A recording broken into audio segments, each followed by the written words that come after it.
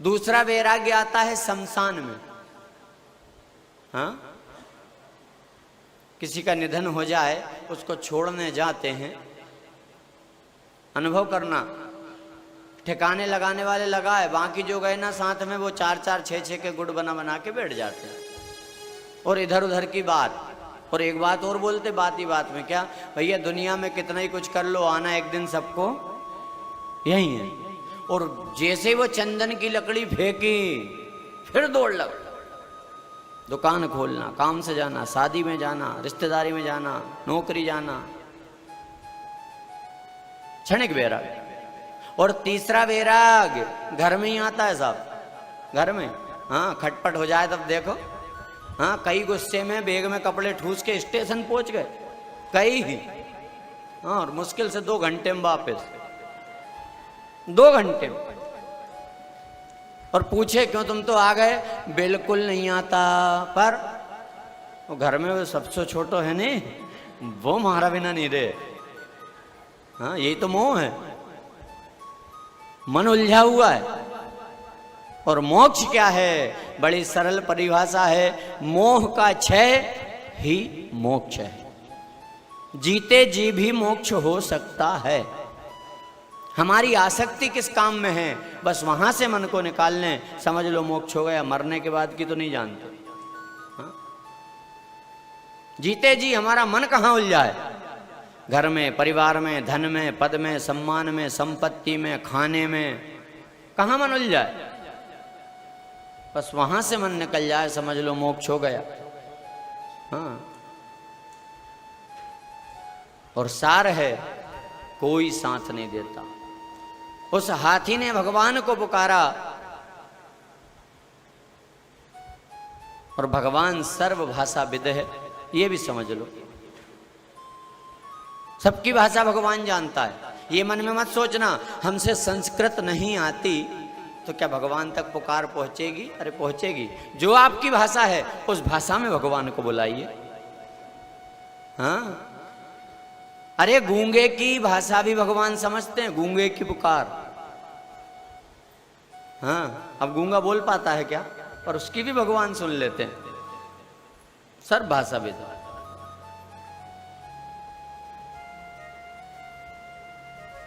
हाथी पुकार रहा है, ओम नमो भगवते तस्मै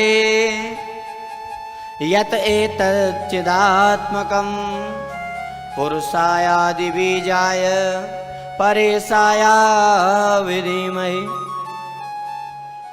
और ऐसे हाथी ने पुकारा, जो स्तुति की है वो गजेंद्र मोक्ष बन गया, एक स्तोत्र बन गया, जिसका पाठ आज भी पितरों की तृप्ति के लिए, शांति के लिए करवाया जाता, अपने कल्याण के लिए पाठ किया जाता है, गजेंद्र मोक्ष।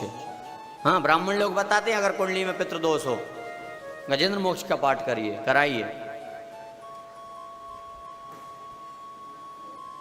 गजेंद्र मोक्ष स्तुति स्तोत्र। और संत सुनाते हैं कि जिस समय हाथी ने भगवान को पुकारा उस समय भगवान भोजन कर रहे थे। हाँ, भोजन पर से उठे भगवान और दौड़ लगा दी। लक्ष्मी जी ने पूछा, क्या आधा भोजन छोड़कर कित जाते हो नाथ? अरे भोजन तो पूरा कर लो, कहाँ जा रहे हो?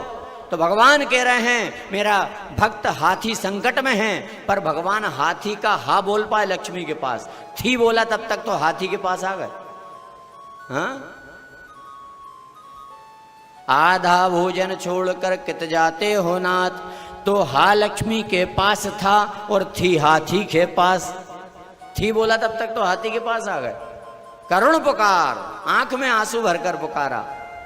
और कथा सीख दे रही है कि आप भी भगवान को जब पुकारो तो दीन भाव से, करुण भाव से पुकारना।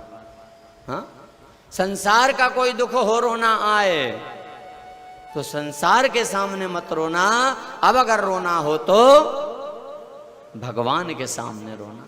और भगवान की कमजोरी है, सुन लो, अपने सच्चे भक्त की आंखों में आंसू नहीं देख सकता। सच्चे भक्त की। हाँ, क्योंकि ऐसा होता कि रोने से भगवान सुन लेना तो सब वहीं रोते मिलते, पर सच्चे भक्त की आंखों में भगवान आंसू नहीं देख सकते। भगवान ने दौड़ लगा दी है। गरुण जी आए, कहते हैं प्रभु कहां, बैठो। बोले इतना समय नहीं है। हाँ, गरुण ने कहा प्रभु मैं शीघ्रता से पहुंचा दूंगा। भगवान ने पहले गरुण को बुलाया तो गरुण को अभिमान कि अपने बिना काम ही नहीं होगा, आराम आराम से आ रहे। भगवान ने कहा लो वो बीमारी अपने घर में भी है तो यही इलाज कर लो। गरुण की पीठ पर भगवान ने उंगली रखी, चलो। गरुण इतना सा भी नहीं हिल पाए, क्षमा मांगी। भगवान कहते गरुण तुम समझते हो तुम उड़ते हो, पर ये भूल जाते हो कि उड़ाने वाला मैं हूं। हाँ, अभिमान नहीं करना, यदि योग्य बनाया परमात्मा की कृपा का अनुभव करना। गरुण पर बैठे हैं भगवान, सरोवर के किनारे आए और जब भगवान को आते देखा, सरोवर से एक पुष्प को तोड़ा, भगवान की तरफ बढ़ाया, रक्षा करो प्रभु। भगवान ने सूंड पकड़कर हाथी को बाहर निकाला। हाथी के साथ मगर आया तो सुदर्शन चक्र से इस मगर के सिर को धड़ से अलग किया। पहले मगर का कल्याण हुआ, दिव्य रूप में सामने प्रकट हुआ, भगवान को प्रणाम किया, चला गया। हाथी का कल्याण हुआ, दिव्य रूप धारण किया, चला गया। राजा परीक्षित ने पूछा गुरुजी हाथी का तो आपने बता दिया ये राजा था, अब ये मगर कौन था? हाँ? सुखदेव जी कहते हैं मगर हु नाम का गंधर्व था। एक बार देवल ऋषि स्नान कर रहे थे तो ये पानी के अंदर तैर कर जाता, पांव पकड़कर उन्हें हिलाता, डराता और भाग लेता। और देवल ऋषि ने जब देखा कि तुझे पानी के अंदर आनंद आ रहा है, जा मगर बन जा, श्राप दे दिया। और जब श्राप मिला तो गंधर्व ने हाथ जोड़कर कहा कि आपने श्राप क्यों दे दिया? क्यों? हम गंधर्व हैं, हमारा काम ही है हंसी मजाक करना, मनोरंजन करना। तो देवल ऋषि ने कहा वो तो ठीक है, हंसी मजाक करना काम है, पर ये तो देख किससे करना किससे नहीं करना। हाँ, ये भी एक मर्यादा है ना, किससे करना किससे नहीं करना। अब श्राप मिल गया है, भोगना पड़ेगा। गुरुजी मेरा कल्याण कैसे होगा? तो देवल ऋषि ने कहा कि भगवान के किसी सच्चे भक्त के तू चरण पकड़ लेना तो तेरा कल्याण पहले होगा, उस भक्त का कल्याण बाद में होगा। ये अपने काम की बात है।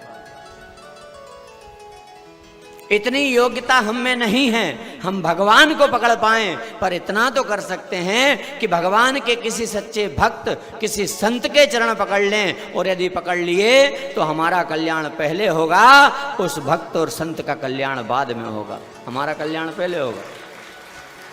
हाँ, क्यों? क्योंकि जब भगवान अपने भक्त का कल्याण करेंगे तो विचार करेंगे कि भक्त का कल्याण तो मैं कर दूंगा, पर मेरे भक्त के भरोसे जो बैठे हैं उनका कल्याण कौन करेगा? तो पहले इनको ही उठाओ, फिर भक्त को उठाओ। हाँ, सच्चे संत की शरण में। हाँ,